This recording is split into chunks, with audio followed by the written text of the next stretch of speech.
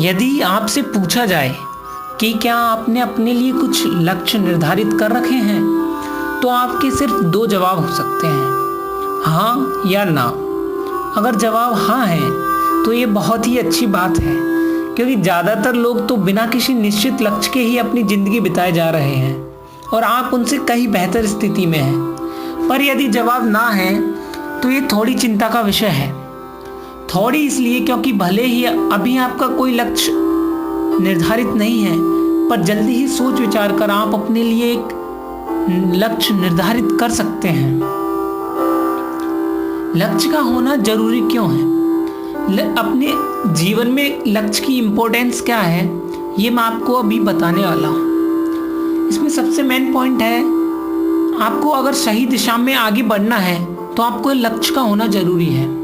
जब आप सुबह घर से निकलते हैं तो आपको पता होता है कि आपको कहाँ जाना है और आप वहाँ पहुँचते हैं।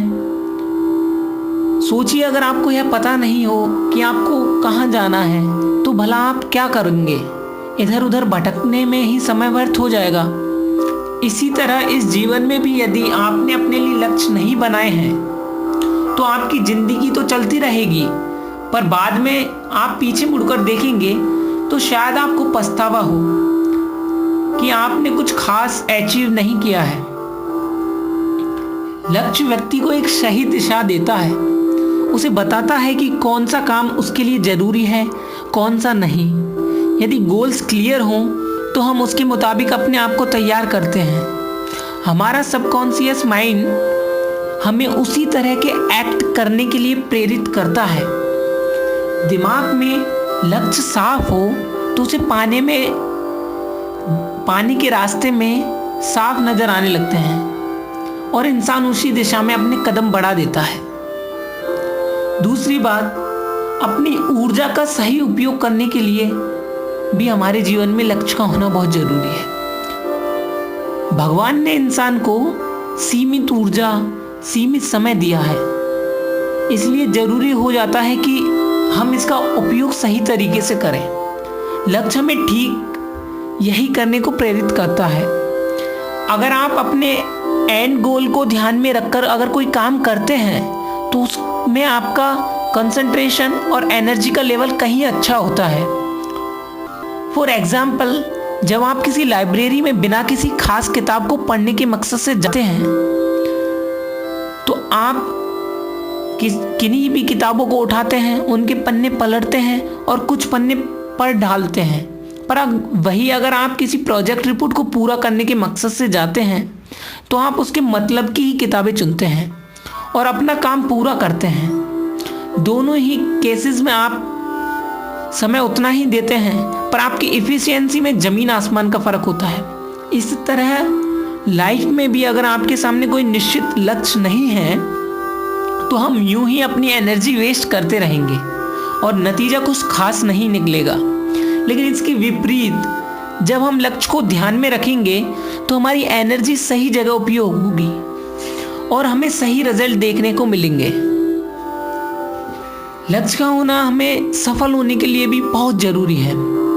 जिससे पूछिए वह यही कहता है, मैं एक सफल व्यक्ति बनना चाहता हूँ। पर अगर ये पूछिए कि क्या हो जाने पर वह खुद को सफल व्यक्ति मानेगा, तो उसका उत्तर कम ही लोग पूरा विश्वास से दे पाएंगे। सबके लिए सफलता के मायने अलग अलग होते हैं और यह मायने लक्ष्य द्वारा ही निर्धारित होते हैं। तो यदि आपका कोई लक्ष्य नहीं है तो आप एक बार को औरों की नज़र में सफल हो सकते हैं, पर खुद की नज़र में आप कैसे डिसाइड करेंगे कि आप सफल हैं या नहीं? इसके लिए आपको अपने द्वारा ही तय किए हुए लक्ष्य को देखना होगा। आप अपने मन के विरोधाभास को दूर करने के लिए भी लक्ष्य का होना बहुत जरूरी है। हमारी लाइफ में कई ऐसी अपॉर्चुनिटीज आती हैं, कोई चाहकर भी सभी की सभी अपॉर्चुनिटीज का फायदा नहीं उठा सकता। हमें जो अवसर मिलते हैं उन अवसरों को भी कभी हाँ तो कभी ना करना होता है। ऐसे में ऐसी परिस्थितियां आना स्वाभाविक है जब हम डिसाइड नहीं कर पाते कि हमें क्या करना चाहिए। ऐसी सिचुएशन में आपका लक्ष्य आपको गाइड कर सकता है। जैसे मेरा और मेरी वाइफ का लक्ष्य एक ब्यूटी पार्लर खोलने का है। ऐसे में अगर आज उसे एक साथ 2 जॉब ऑफर मिले, जिससे एक किसी पार्लर में से हो, वह बिना किसी कंफ्यूजन के उसे ज्वाइन कर लेगी, भले ही वहाँ उसे दूसरे ऑफर के कंपैरिजन में कम सैलरी मिले। वहीं अगर सामने कोई लक्ष्य ना हो तो हम तमाम फैक्टर्स को एवेल्युएट करते रह जाएंगे और अंत में शायद ज़्यादा वेतन की डिसाइडिंग फैक्टर बन जाएगा।